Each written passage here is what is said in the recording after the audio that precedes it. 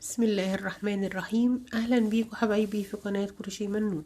النهاردة ان شاء الله هنعمل مع بعض الغرزة الجميلة دي غرزة سهلة وبسيطة وينفع المبتدئين يعملوها. هي من تكرار سطر واحد زي ما انتوا شايفين. انا عملتها في العينة الجنجا دي بخيط كوتون جولد، وده بخيط هيمالايا. طبعا خيط هيمالايا باين ان هو اسمك. هي تنفع بالخيط السميك والخيط الرفيع. غرزة سهلة وبسيطة، تكرار سطر واحد. هي اسمها غرزة الدايموند ستيتش، وليها اسم تاني وهو المشهور اكتر. لما جيت اعمل سيرش عليها لقيته هو المشهور اكتر، اللي هي تيوليب ستيتش. انا معرفش هي اسمها تيوليب ليه، يعني انا مش شايفة فيها تيوليب خالص، بس ممكن علشان شكل الكلاسترات بتاعتها كده، يعني عاملة شكل التيوليب، فهي اسمها تيوليب ستيتش. يعني ده الاسم، لو هتعملوا سيرش عليها هيبقى ده الاسم المشهور اكتر. الدايموند ستيتش مش مشهور قوي، بس يعني انا ميالة اكتر ليه، يعني لان هي فعلا شكل الدايموند، هي واخدة شكل السمبوسة كده يعني، او شكل المعين. فانا ميالة للاسم ده اكتر. وفي غرزة تانية تكملة، يعني تكملة ليها او متاخدة منها، اللي هي الاوبن دايموند ستيتش. هنعملها برضو ان شاء الله علشان تشوفوها. فانا ميالة للاسم ده اكتر يعني، لكن المشهور هو تيوليب ستيتش. سواء تيوليب او دايموند، هي غرزة سهلة وجميلة، تكرار سطر واحد. بسيطة، تقدر أي واحدة مبتدئة تعملها. هي محتاجة بس نكون عارفين غرزة العمود والسلسلة وغرزة الحشو. هما دول الثلاث غرز اللي احنا المفروض نبقى متعلمينهم عشان نعملها. نقدر نعمل بيها كوفرتات أطفال، تبقى هايلة في كوفرتات الأطفال. نقدر نعمل بيها سكارفات، هتبقى هايلة في السكارفات. هي غرزة جميلة جدا، ونتيجتها حلوة، وفي نفس الوقت مقفلة، يعني تنفع شتوي بامتياز. تنفع لكل حاجة شتوية كويس جدا يعني. يعني لو انت لسه ما اشتركتيش في القناة، ما تنسيش تعملي لايك وشير وسبسكرايب للقناة. وما تنسيش تكتبي لنا كومنت، بنحب نسمع رأيكم. ولو احنا مستعدين يلا بينا نشوف هنعمل الغرزة الحلوة دي ازاي. الخيط اللي هشتغل بيه هو خيط آه كوتون جولد. كوتون جولد، وهشتغل بإبرة رقم 3 مليمتر. هنعمل عقدة البداية بالطريقة اللي احنا متعودين عليها، وهنبدأ نشتغل سلسلة من مضاعفات العدد 4. 1 2 3 4. 1 2 3 4. هكمل كده العينة بتاعتي. العينة بتاعتنا هتبقى مضاعفات العدد 4 زائد 1. بعد ما عملت سلسلة بمضاعفات العدد 4 زائد 1. بس انا طولت شوية في السلسلة علشان اعرفكم ازاي لو احنا بنعمل مشروع كبير زي كوفرتة بيبي او حاجة، ممكن اعمل سلسلة عشوائية، اخد الطول اللي انا عايزاه والباقي اتخلص منه، يا اما اقصه يا اما افكه. هنشوف ازاي. انا طولت كام واحدة انا قصداها يعني. هنرتفع 1 2 3 سلاسل، وبعدين هلف الخيط على الابرة وهعد. طبعا انا الغرزة اللي على الابرة دي انا ما بعدهاش، انا بعد من بعديها 1 2 3، وهنزل في الرابعة اعمل عمود بلفة. هدخل اجي اسحب اللفة بتاعتي، يبقى كده معايا 3 لفات على الابرة. هطلع من 2 كمان 2، هلف الخيط على الابرة وفي نفس الغرزة هنزل تاني اعمل عمود بلفة. اطلع من لفتين وكمان لفتين، هلف الخيط على الابرة وانزل تاني اعمل عمود بلفة. يبقى انا كده بعمل 3 عمود بلفة في رابع سلسلة. هعد 1 2 3 وفي الغرزة الرابعة هعمل غرزة حشو.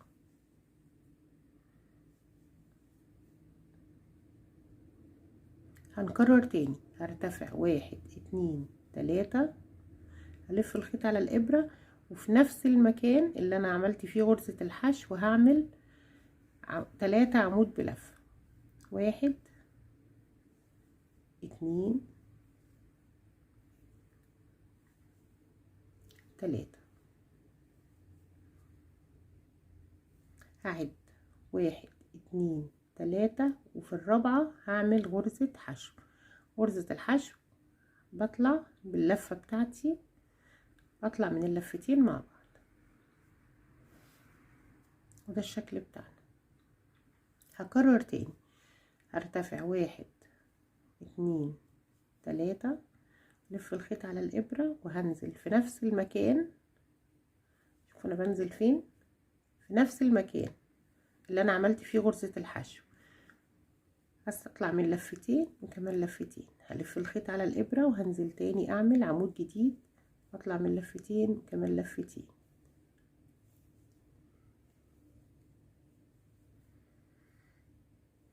هعد 1 2 3 وفي الغرزة الرابعة هعمل غرزة حشو.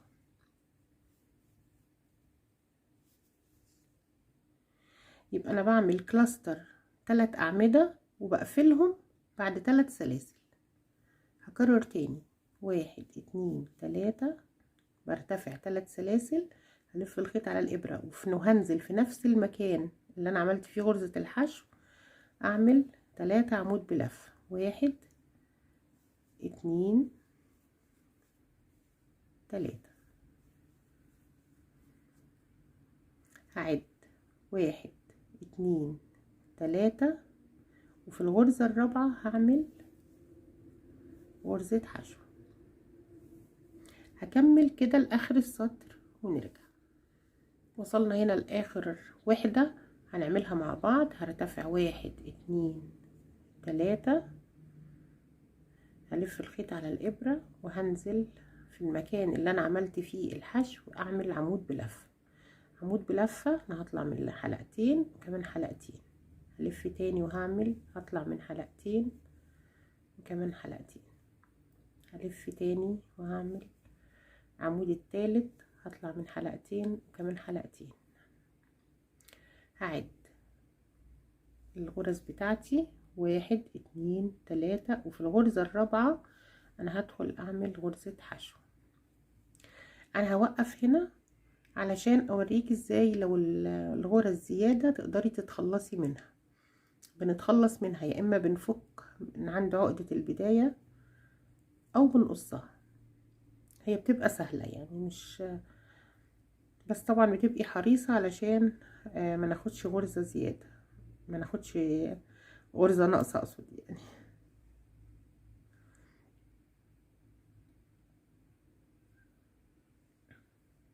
انا وصلت كده للغرزة اللي انا شغالة فيها، هدخلها منها علشان اعمل لها سكيور يعني، ااكد عليها. انا كده فكيتها زي ما انتوا شايفين. هرتفع كده شكل السطر بتاعي بعد ما خلصت.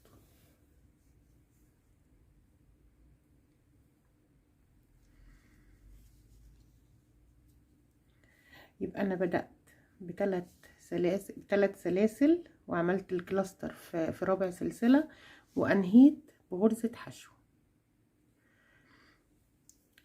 بداية السطر دايما بتبقى 1 2 3، 3 سلاسل.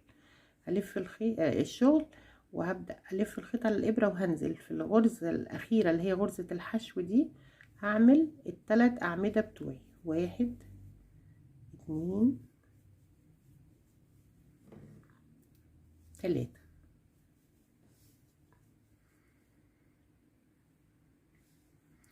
هقفل في السلاسل دي بغرزة حشو.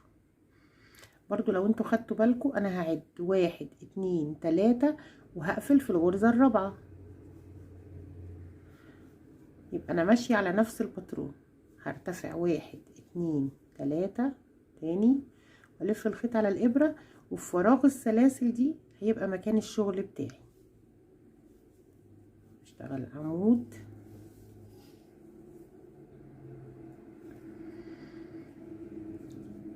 اتنين،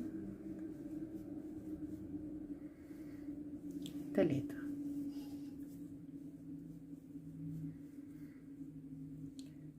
هعد برضو تاني، واحد اتنين تلاتة، وهقفل في الغرزة الرابعة. اقدر اقفل في الفراغ في السلاسل نفسها، يعني في الغرزة نفسها، لكن انا بفضل عشان التسهيل ان انا اقفل غرزة الحشو في نفس الفراغ. يبقى ده السطر التاني بتاعنا. هرتفع نفس الكلام 3 سلاسل، وهرجع تاني في فراغ السلاسل هعمل الكلاستر بتاعي اللي هو 3 اعمدة، 1 2. هو تكرار سطر واحد، انا ما بعملش اي حاجة جديدة، هو تكرار سطر واحد. بقفل بغرزة حشو وارجع ارتفع تاني 3 سلاسل، وابدأ اعمل الوحدة التانية بتاعتي علشان نوصل للكلاسترز بالشكل ده.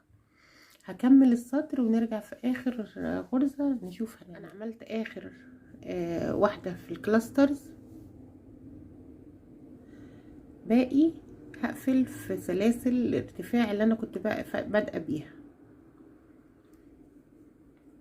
المرة دي هقفل في الغرزة نفسها، هقفل بغرزة حشو. يبقى زي ما اتفقنا احنا بنبدأ ب3 سلاسل ونعمل جنبيهم 3 أعمدة كلاستر، وبننهي بغرزة حشو. وتكرار السطر بتاعنا هو نفس التكرار، انا ما بغيرش اي حاجة تاني، هو نفس الوحدة اللي بنعملها. برتفع 3 سلاسل، بعمل 3 أعمدة، بقفل بحشو، بقفل في فراغ السلاسل علشان ابدأ وحدة جديدة. وبداية السطر الجديد هيبقى نفس الكلام، ببدأ بالثلاث سلاسل، 1 2 3، وهلف الخيط على الإبرة والف الشغل. المكان اللي هشتغل فيه فين؟ مكان الحشو في الغرزة السطر اللي قبليه. يبقى انا هشتغل هنا، هشتغل عمود 2 3، هنقفل بفراغ السلاسل. هنعد زي ما اتفقنا، 1 2 3، 3 غرز، والمفروض ان انا هقفل في الغرزة الرابعة دي. الغرزة الرابعة دي اللي هي اول غرزة في السلاسل، تقدري تقفلي فيها زي ما انا قلتلك، او تقفلي في الفراغ نفسه. بنقفل بحشو، وبعدين هرتفع 1 2 3، وهنعمل الاعمدة بتاعتنا. الكلام اللي انا بعمله ده تكرار.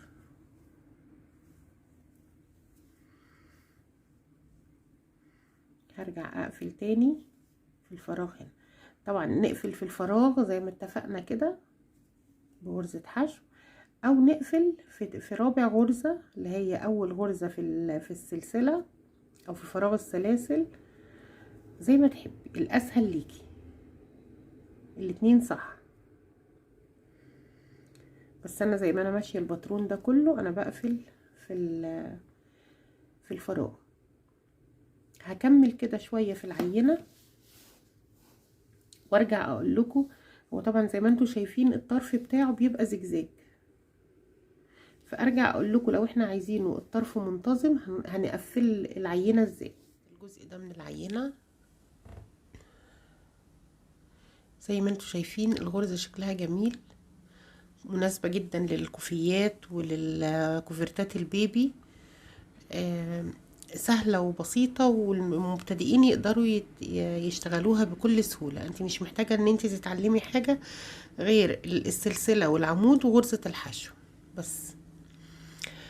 وصلنا للطرف. الطرف زي ما انتم شايفين هو عامل زجزاج بالشكل ده.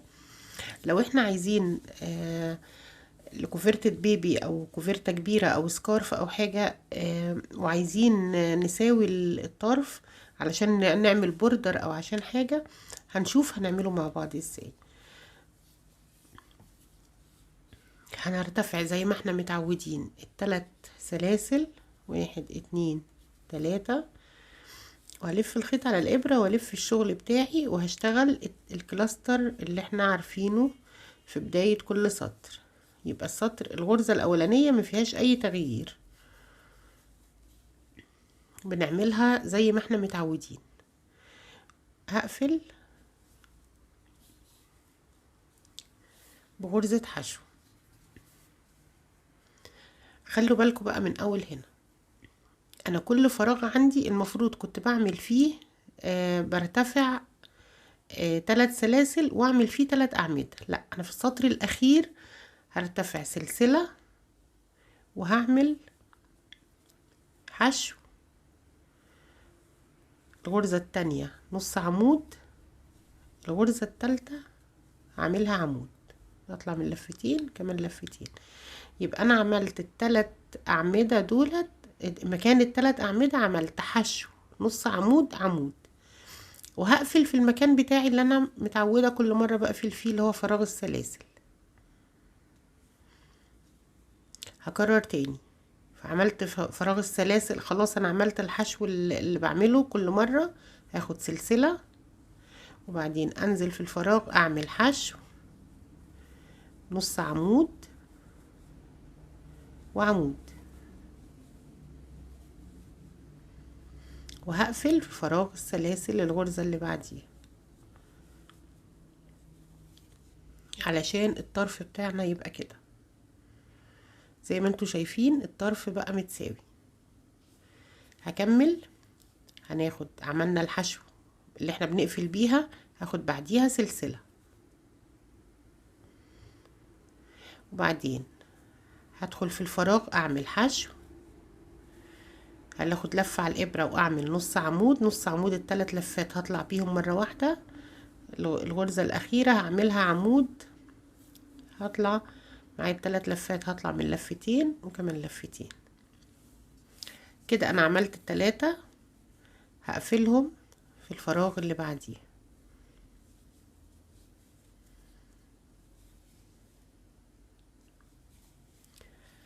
هكمل كده لاخر السطر وهرجع لكم في اخر غرزة.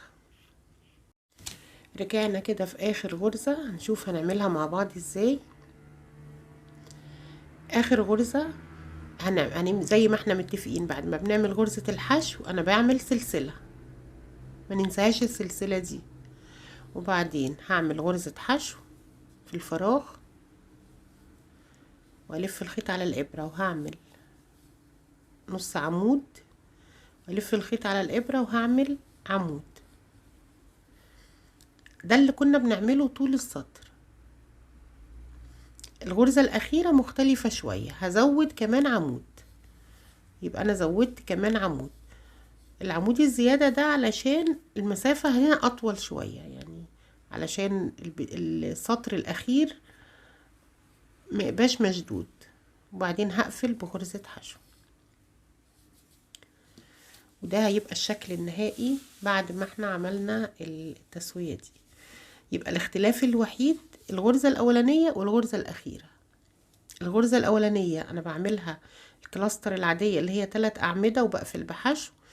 الغرزة الاخيرة انا بعمل حشو، يعني بعد ما بعمل غرزة الحشو بعمل سلسلة، وبعدين بعمل حشو نص عمود 2 عمود، وبعدين اقفل بحشو. كده انهينا الغرزة بتاعتنا. زي ما انتوا شايفين هي غرزة جميلة جدا.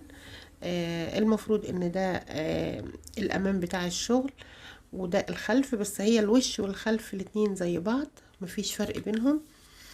انا كنت وريتكم العينة اللي بالجنجاه دي والعينة التانية. هي بصراحة هايلة، الغرزة جميلة، تأثيرها حلو. يا رب أكون وفقت في الشرح وتكون الغرزة سهلة وتعملوا بيها مشاريع. وما تنسوش تعملوا لايك وشير وسبسكرايب للقناة. ولو محتاجين أي حاجة اكتبولي في الكومنتات، تحت أمركم. ومع السلامة، فيديوهات تانية كتير إن شاء الله.